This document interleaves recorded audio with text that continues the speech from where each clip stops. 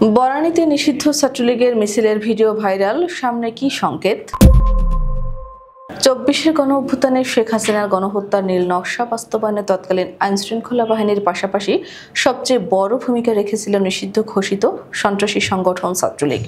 পতিত স্বৈরশাসক পালানোর পরও খুনি সংগঠনটি বিভিন্ন সময় নানা কৌশলে নিজেদের অস্তিত্ব জানান দিয়ে এসেছে। তবে এবার তারা যা ঘটিয়েছে তা শুধু চমকপ্রদই নয়, রাজনীতির অঙ্গনে নতুন শঙ্কারও জন্ম দিয়েছে। রাজধানীর অন্যতম ব্যস্ত সড়ক বনানী ফ্লাইওভার এলাকায় গত মঙ্গলবার ভোরে হঠাৎ করে ঝটিকা মিছিল বের করে ছাত্রলীগের একটি অংশ। প্রত্যক্ষদর্শীরা জানান, সকাল ৬টার দিকে বনানী স্টেডিয়াম থেকে শুরু হয়ে ফ্লাইওভার পর্যন্ত প্রায় ৫০ জনের একটি দল মোটরসাইকেল ও পায়ে হেঁটে মিছিল চালায়। চোখের পলকে তারা এলাকা জুড়ে উপস্থিত হয় এবং দ্রুত গতিতে মিছিল সম্পন্ন করে। মিছিলকারীদের হাতে থাকা বড় ব্যানারে লেখা ছিল, শেখ হাসিনা আসবে, বাংলাদেশ আসবে, হঠাও ইউনূস বাঁচাও দেশ।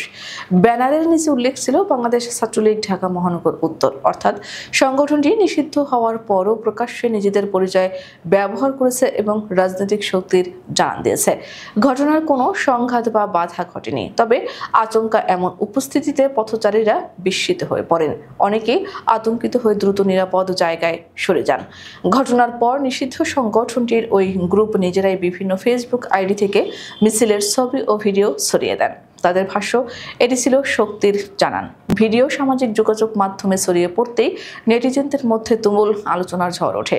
সাধারণ মানুষ থেকে শুরু করে রাজনৈতিক সচেতন মহল প্রশ্ন তুলছে, নিষিদ্ধ সংগঠন যদি এভাবে প্রকাশ্যে রাজধানীতে মিছিল করতে পারে তবে সামনে কি অপেক্ষা করছে? বিশেষ করে জাতীয় নির্বাচন ঘিরে নতুন কোনো মহাপরিকল্পনার অংশ কি নয় এই পদক্ষেপ? রাজনৈতিক বিশ্লেষকরা বলছেন, ছাত্রলীগের এ ধরনের প্রকাশ্য কার্যকলাপ স্পষ্ট করে দেয় সংগঠনটির সন্ত্রাসীরা এখনও শহরের ভিতরই সক্রিয়।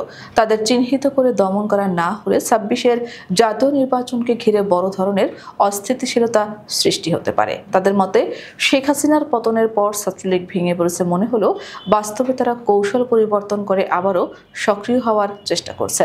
অনেকে মনে করছেন, ছাত্রলীগের এই ঝটিকা মিছিল মূলত একটি টেস্ট কেস। ক্ষমতার বাইরে থেকেও কিভাবে নিজেদের ভয়ঙ্কর উপস্থিতি দেখানো যায় এবং কতটা নিরাপদে তারা ময়দানে নামতে পারে তা বোঝার চেষ্টা করেছে সংগঠনটি।